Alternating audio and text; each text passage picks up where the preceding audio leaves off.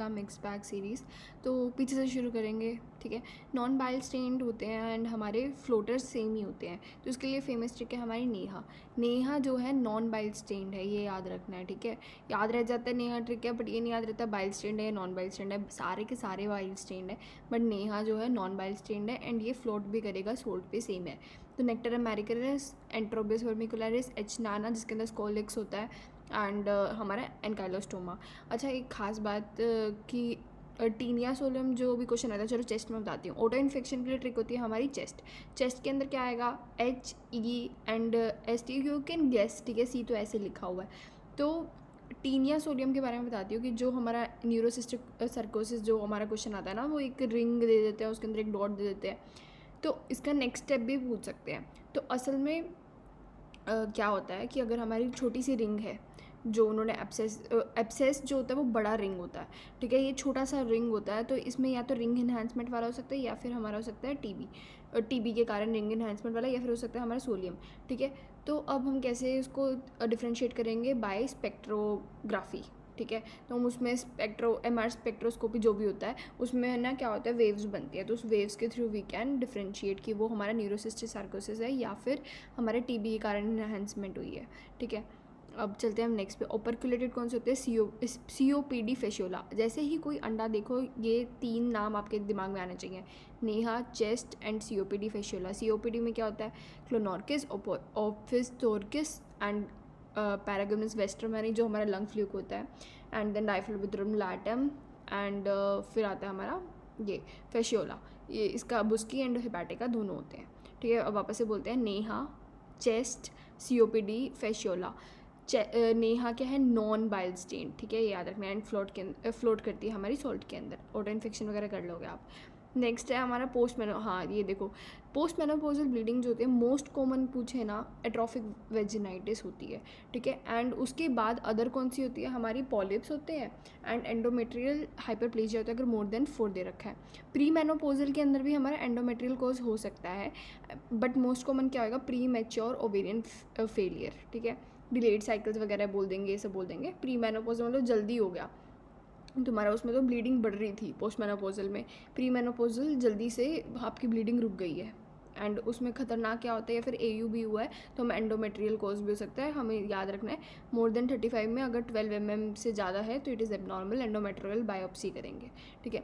अब हमारा सबसे इंपॉर्टेंट है न्यूट्रोफिल एक्स्ट्रा सेलुलर ट्रैप्स। इसके बारे में क्वेश्चन पूछते हैं। तो ये क्या होता है, ये ना धागे जैसा कुछ फेंक देता है न्यूट्रोफिल्स, एंड हमारा स्प्रेड होता है, ये किल करता है किसको, बैक्टीरिया को, फंगस को, नॉट वायरस को तो वैसे भी हमारे न्यूट्रोफिल्स नहीं किल करते, ठीक है। Excess can cause the autoimmunity and DVT भी कर सकता है ये। और लॉस ऑफ न्यूक्लियस होता है इस प्रोसेस में। इसमें कौन कौन से हमारे एंजाइम्स होते हैं, हिस्टोन, इलास्टेस एंड MPO, ठीक है। बस ये याद रखना है। चलो नेक्स्ट चलते हैं। नेक्स्ट है हमारा पोरफायरियाज में ना इसकी थोड़ी सी ट्रिक्स बनाई हैं, वो करते हैं। AIP होता है हमारा, ठीक है। AIP में आपको क्या याद रखना है, ए को हाईलाइट कर लो। A जो हाईलाइटेड है वो डीएमाइनेज होता है उसके पीछे ना लास्ट में। ऐसे PCT में C को हाईलाइट कर लो, डी कार्बोक्सिलेज हो जाएगा, ठीक है। AIP abdominal pain, A for abdominal pain, again neuro symptoms दे रखे होंगे। अब PCT जो होता है ना हमारा पोरफायरिया, क्यूटेनियस स्टार्ट होता है। क्यूटेनियस मतलब स्किन में ना हाथ की फोटो दे रखी होगी और ब्लिस्टर्स बने होंगे, ठीक है। फोटो सेंसिटिव होगा। एंड उसके बाद आता है हमारा कंजेनाइटल एरिथ्रो पोरफायरिया। एरिथ्रो वर्ड को इसमें ध्यान रखना है, बचपन से ही एरिथ्रोपोरफायरिया है, मतलब कि रेड यूरिन आ रहा है एंड फोटो सेंसिटिविटी होगी। बाकी सब में फोटो सेंसिटिविटी तो है, ठीक है, बट PCT के अंदर हमारा ब्लिस्टर्स था एंड इसमें UP3 हो जाएगा डिफेक्टिव। EPP में क्या है, एरिथ्रो, फिर उसके बाद प्रोटोपोरफायरिया करके कुछ है जिसमें फेरोचिलेटेस की कमी होती है। बट इसको लर्न कैसे करेंगे, इसका फीचर कैसे लर्न करेंगे, burning pain on sun exposure, ठीक है। तो EPP में भी एरिथ्रो आ रहा है, बट कंजेनाइटल वर्ड नहीं है ना, इसलिए बर्निंग पेन होगा। कंजेनाइटल वर्ड जहाँ आएगा तो रेड यूरिन बचपन से ही हो जाएगा, ठीक है। नेक्स्ट चलता है। नेक्स्ट में हमारा स्टेज 1, 2, 3, ये हमारे किसके स्टेज हैं, नेक्रोटाइजिंग एंटीरोकोलाइटिस के, जो कि फार्मूला फीड वगैरह प्री टर्म के अंदर होता है। स्टेज 1 में काफ़ी वेग सिम्टम्स होंगे, 2 में एक्सरे एंड एपिनियल लेथार्जिक कुछ ना कुछ मैनिफेस्टेशन आई है। मेटाबॉलिक मैनिफेस्टेशन कब आएगी? हमारी बायोकेमिकल मेटाबॉलिक एसिडोसिस वगैरह स्टेज 3 के अंदर। एंड इसमें भी 2 का ए एंड बी होता है। तो 2A जो एक्सरे पे हमें दिखेगा निमोनाइटिस इंटेस्टाइनलिस। सबसे पहले हमारा एंट्रोकोलाइटिस है, तो सबसे पहले इंटेस्टाइन खराब होंगे। फिर क्या हुआ, वो अपग्रेड कर करके हमारा पोर्टल वीनस में गैस बना दिया। फिर उसके बाद अब हमारा 3rd के अंदर एसाइटिस हो गया, फिर बी में नीमोपेरिटोनियम हो गया। ठीक है, अब लिंच एंड ये MYTH जान के लिखा है। तो देखो क्या होता है, लिंच के अंदर हमारे ना नॉन पॉलीपोसिस कोलोरेक्टल कैंसर बनेंगे, साथ में एंडोमेट्रियल कार्सिनोमा भी होगा। MUYTH होता है ये। इसमें क्या होता है, और हाँ लिंच जो होता है वो मिसमैच रिपेयर होता है। MUYTH जो है हमारा, वो क्या होता है, हमारा बेस एक्सीजन रिपेयर। तो इसमें पॉलिप्स बनते हैं फैप की तरह, लेकिन लेस देन 100 पॉलिप्स बनते हैं, सिर्फ पॉलिप्स होगा। इसके अंदर पॉलिप्स नहीं बनते लिंच के अंदर। तो इन दोनों को एक साथ याद रखना है, ठीक है। बहुत डिफरेंस हो गया इनमें। अब ऐसे ही हमें फियोक्रोमो एंड कार्सिनोइड को एक साथ याद रखना है। 5HIAA is related to carcinoid. Pheochromocytoma में VM में होता है। एंड इसमें कभी भी ना अल्फा ब्लॉकर या फिर बीटा ब्लॉकर अलोन नहीं देते, हमें इसको कॉम्बिनेशन देना है। अगर तुम बीटा ब्लॉकर दे रहे हो तो तुम ऐसा दे दो जो कि नॉन सेलेक्टिव है, जो अल्फा एंड बीटा पे बहुत दोनों पे काम करेगा। फॉर एग्जाम्पल हमारा हो गया लेबेडेलॉल, अल्फा एंड बीटा दोनों पे काम करता है, ठीक है। एंड जो कार्सिनोइड के अंदर 5HIAA बढ़ रहा था ना, वो सेरोटोनिन के कारण बढ़ रहा था, क्योंकि वो मोनोमाइनेज ऑक्सीडेज की एक्टिविटी के कारण कन्वर्ट हो जाता है इनटू HIAA, ठीक है। मोनोअमाइनेज ऑक्सीडेज याद रखना। अब इन्फेक्टिव एंडोकार्डाइटिस देखते हैं। देखो इन्फेक्टिव एंडोकार्डाइटिस में ना हमें एक रूल याद रखना, मोस्ट कॉमन कोज होगा तो हमारा स्टैफ ओरियस। अगर नेचुरल वॉल्व है तो हमारा स्टैफ, इवन चाहे वो बोल दे IV ड्रग एब्यूज़र है, कुछ मर्जी बोल दे, अगर नेचुरल वॉल्व है हमारी तो स्टैफ ओरियस ही होगा। इसके अंदर क्या होता है, हमारे लार्ज डिस्ट्रक्टिव एम्बोलिज्म बन जाते हैं, लार्ज फ्राइबल डिस्ट्रक्टिव गोले गोले बन जाते हैं on our valve, native valve, ठीक है। फिर सब एक्यूट के अंदर क्या होता है, अगर मोर देन 1 ईयर हो गया, प्रोस्थेटिक वॉल्व आ गई और उसके बाद मोर देन 1 ईयर हो गया, तो हमारा क्या होएगा, स्ट्रेप्टोकोकस वेरिडेंस, जो कि अल्फा हीमोलाइटिक होते हैं। अब मैंने कैसे लर्न किया हुआ इसको, देखो Streptococcus alpha beta and gamma haemolytic होते हैं, राइट। तो AEIOU होता है, तो O पकड़ लो, उसको A को पकड़ो, O को पकड़ो, ओवरपास ये ट्रिक होती है। ओवरपास में क्या है, ऑप्टोचिसिन वायरेडेंस रेजिस्टेंट हो जाएंगे, नीमोकोस सेंसिटिव हो जाएंगे, तो ईजी हो गया आपका, ठीक है। और ये क्या होता है, स्मॉल फ्राइबल होते हैं। And prosthetic valve less than 1 year हुआ तो हमारा स्टेफाइलोकोकस एपिडर्मिस होगा। इसमें भी मैंने ट्रिक बनाई हुई है। नो स्ट्रेस कैसे होगा, नोवोबायोसिन, फिर उसके बाद आपको ना लास्ट के ES को पकड़ लेना है, ठीक है। ये R के पास है ये सारे, ये S जो है E के पास है। तो ये सेंसिटिव में क्या आएगा, एपिडर्मिडिस हमारा होता है नोवोबायोसिन सेंसिटिव। जो दूसरा बच जाएगा स्ट्रेप्टोफाइटस ऐसे कुछ बचता है ना, तो वो हमारा रेजिस्टेंट हो जाता है, ठीक है। फिर उसके बाद आएगा सेंट्रल लाइन्स के अंदर हमारे कैंडिडा होंगे। रोमैटिक के अंदर स्मॉल वर्टी, देखो जैसे ये मान लो वेजिटेशन है, ये ना लगातार ऐसे लाइन की तरह उगेंगी, जबकि हमारी स्मॉल वेजिटेशन डॉट डॉट की तरह मैरेंटिक में होती है, जो कि नॉन बैक्टीरियल होते हैं। लेमन सैक्स में भी क्या होता है कि इसके अंदर आगे पीछे की तरफ हो जाएगा। तो अब हम देखते हैं, वापस से रिवाइज करते हैं। एक्यूट बैक्टीरिया के अंदर लार्ज फ्राइबल डिस्ट्रक्टिव हो गया, स्मॉल फ्राइबल हमारे सब एक्यूट के अंदर हो गए, हमारे स्ट्रेप्टोकोकस विरिडेंस के अंदर। स्मॉल वर्टी हो गया हमारे रोमैटिक में, लिबमेन में आगे पीछे हो गया, मेरेंटिक के अंदर स्मॉल वेजिटेशन हो गई, ठीक है। आगे चलते हैं। देखो अब आगे है हमारा बहुत इंपॉर्टेंट, अब हमारा ना हमें याद रहता है कि एफरेंट कौन सी होती है, ईफरेंट कौन सी होती है, बट उसकी मैनिफेस्टेशन में कन्फ्यूज हो जाते हैं। तो हम सबसे पहले क्या करेंगे, हम करेंगे नॉर्मल मैकेनिज्म। नॉर्मली अगर आपने लेफ़्ट आँख पे लाइट फेंकी तो क्या होगा, तो दोनों के दोनों कंस्ट्रक्ट करेंगे। ऐसे राइट पे फेंक के अगर नॉर्मल है तो दोनों के दोनों कंस्ट्रक्ट करेंगे। अब हमने क्या किया, हमने लेफ़्ट की ऑप्टिक नर्व ख़राब कर देते हैं, एफरेंट ख़राब कर देते हैं, ठीक है। तो एफरेंट ख़राब कर दिया आपने लेफ़्ट का, ठीक है। लेफ़्ट का एफरेंट ख़राब है, अब आपने लाइट फेंकी राइट पे, राइट का तो सब कुछ नॉर्मल है ना, तो दोनों के दोनों कंस्ट्रक्ट होंगे, ठीक है। लेकिन आपने अब लाइट फेंकी लेफ़्ट पे, जो कि हमने कहा था कि ऑप्टिक नर्व ख़राब है। नाउ इट डिपेंड्स कि ऑप्टिक नर्व आपकी पार्शियली ख़राब है या फिर फुली ख़राब है। अगर आपकी ऑप्टिक नर्व पार्शियली ख़राब है तो वो बोलेंगे ऑप्टिक न्यूराइटिस। इसके अंदर क्या होगा, पार्शियल ख़राब होने के कारण आपकी पैराडॉक्सिकल आँख बड़ी हो जाएगी।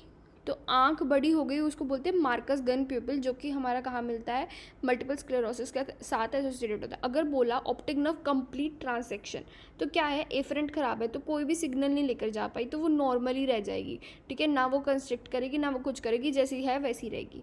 अब हम करेंगे इमेजिन, हमारी जो अभी हमने कौन सी आँख ख़राब करी थी, लेफ़्ट वाली, ठीक है। अब हम लेफ़्ट आँख की ही ऑप्टिक नर्व को ठीक रखेंगे, इफरेंट को ख़राब कर देते हैं, क्रेनियल नंबर थर्ड को ख़राब कर देते हैं। अब क्या होगा हमारा, देखते हैं।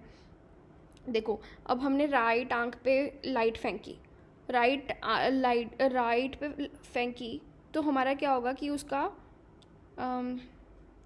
देखो इसमें इजी बना देते हैं, इसको कंफ्यूज नहीं करते। क्रेनियल नंबर थर्ड गया तो पाथवे इंटेक्ट है, तो इप्सिलेटरल कॉन्ट्रैक्शन नहीं होगा। तो राइट पे आपने अभी आंख वो फेंकी थी ना लाइट, तो फिर आपका सब कुछ नॉर्मल होगा। लेकिन लेफ्ट पे फेंकी ना, तो लेफ्ट वाला कंस्ट्रक्ट नहीं करेगा, लेकिन दूसरा वाला कंस्ट्रक्ट कर जाएगा।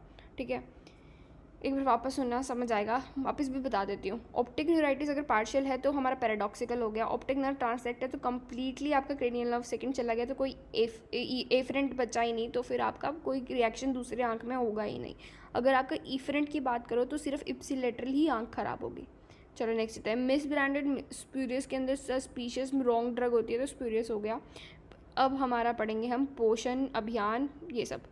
देखो एक होता है पोषण अभियान, एक होता है हमारा पोषण पीएम शक्ति निर्माण, ठीक है, जो कि हमारा मिड डे मील्स होता है एंड 8th क्लास तक देते हैं। हमें एक टाइम का हॉट मील देना होता है उसके अंदर, एंड इसमें कैलोरी कितनी देंगे, 1/3, एंड प्रोटीन देंगे हाफ।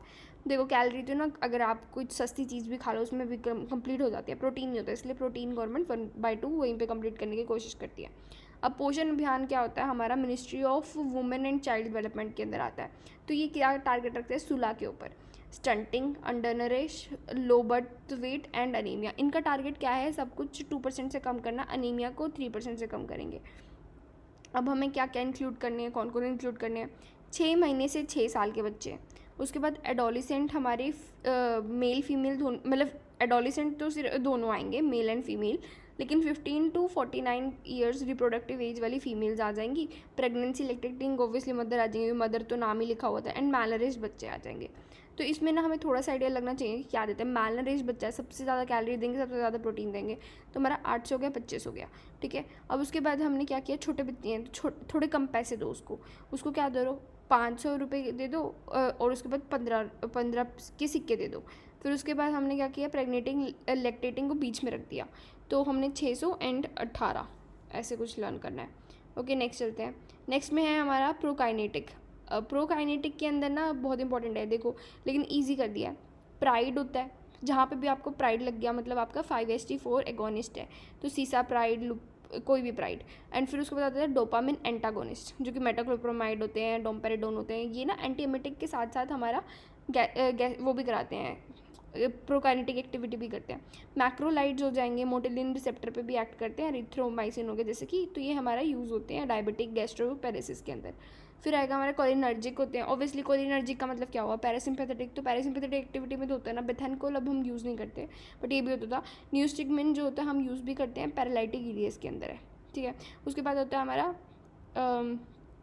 Piper forceps. देखो पाइपर को कैसे पहचान पाओगे, पता है, जैसे कि आप मान लो ये एक रिंग है उसकी, ये दूसरी रिंग है, तो इसमें ना एक स्पेस होता है। ठीक है, फिर यहाँ पर जाके हमारे वो ब्लेड्स होते हैं, तो इसमें स्पेस होता है, वो हमारा हो गया। और बिना स्पेस के किल एंड होगा। तो ये क्या होता है हमारा, after coming of head in breach use होता है, तो इसलिए बहुत इंपॉर्टेंट है लर्न करना। कोटन क्या होता है हमारा, ट्राई मेलियोलर का फ्रैक्चर, मेलियोलर का हो गया हमारा पाइलन, एंड एविएटर होता है टेलिस का। एविएटर होता है हमारा स्पेसिफिकली एरोप्लेन वाले लोग के अंदर, उनकी जो ब्रेक होती है ना उस टाइम उनका ऐसे फ्रैक्चर हो जाता है टेलिस का। ओके नेक्स्ट चलते हैं हम। नेक्स्ट ये सारा हमने कल कंप्लीट कर लिया था। OHA I will make some other video, and ये पढ़ लेते हैं। ठीक है, छोटे छोटे टॉपिक पढ़ेंगे। देखो प्राइमरी हेमिक्रोमेटोसिस के अंदर क्या होता है, आयरन डिपोजिशन हो जाता है, एक्सेस होता है because of a gene defect. ठीक है, आयरन अब सब जगह पे हो जाएगा तो सब चीज़ें खराब करेगा। पैनक्रियाज के अंदर हुआ तो हमारा ब्रोन्स डायबिटीज़ हो गया, पिट्यूटरी में हुआ तो हाइपोगोनाडिज्म हो गया, और खुद टेस्टिस वगैरह में भी हो जाता है। जॉइंट में क्या होता है, रूमेटॉइड अर्थराइटिस का मिमिक करेगा, एंड डेथ होती है बिकॉज ऑफ HCC। अब स्क्रीन करना है फैमिली को, क्योंकि ताकि हम पहले से ट्रीटमेंट शुरू कर सकें, इतना सारा डिपोजिशन ना हो, तो हम ट्रांसफेरेंस सेचुरेशन को प्रेफर करते हैं। एंड कंफर्म करो विद जीन, फ्लेबोटोमी करो, अगर वो नहीं काम करा तो डेस्फेरेक्सामाइन पे जाओ। ठीक है, अब ये सारे ना हमारे क्या होते हैं, रेडियोन्यूक्लियोटाइड्स होते हैं।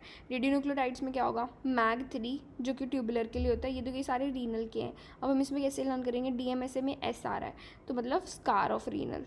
फिर DTP हो गया, MAG3 हो गया। MAG3 होता है हमारा ट्यूबुलर के लिए, एंड DTP होता है हमारा GFR के लिए। ठीक है, परटेक्नेट हो गया थायरॉयड एंड मेटल डेवर्टिकुलम के लिए। इसमें ना देखो आयोडीन पर जो टेक्नीशियम 99 होता है ना वो थायराइड के लिए भी होता है, परटेक्नेटा मैंने लिखा हुआ है, लेकिन आयोडीन में से ना 127 नहीं होता, 127 बहुत स्टेबल होता है, 123 एंड 131 यूज़ होगा, ठीक है। थेलियम हमारे मायोकार्डियम के लिए। सिस्टम में भी पीटीएच कितनी बार क्वेश्चन आ चुका है ये तो। सल्फर कोलॉइड हो गया हमारा लीवर एंड स्प्लीन के लिए। एमडीपी, इसकी ना एक फ़नी ट्रिक है मेरे पास, देखो बोन के लिए है तो ना एमडीपी की फॉर्म क्या है, मेरे दूर के पैर, ठीक है। तो आपको अब याद रहेगा हमेशा। फिर होता है हमारा मा प्लस जेनॉन, ये हमारा V/Q होता है, तो लंग के लिए होता है। हम वापस से बोलते हैं, देखो इसमें ऐसा आ गया तो स्कार हो गया, रीनल, ये तो क्लियर हो गया, ठीक है। अब मैग 3 जो होता है वो ट्यूबुलर के लिए होता है, या तो ऐसे लर्न कर लो, मैग 3 में 3 आ रहा है तो वो ट्यूब्यूल कैसे हमारी मुड़ी तुड़ी होती है ना, तो एंड DTPA जो हो गया हमारे GFR के लिए। प्रोटेक्नेट आपको लर्न रहेगा, थायराइड एंड मेकल के लिए ये भी आपको लर्न रहेगा। 127 नहीं आता। Thallium is for heart and system में भी तो सबको याद है। सल्फर कोलॉइड हो गया लीवर एंड स्प्लीन के लिए। MDP मेरे दूर के पैर, ये आपको हमेशा याद रहेगा, ठीक है। एंड जेनॉन वाला हो गया हमारा V/Q के लिए, ठीक है। बाकी के लिए अगली वीडियो बनाएंगे। Thank you.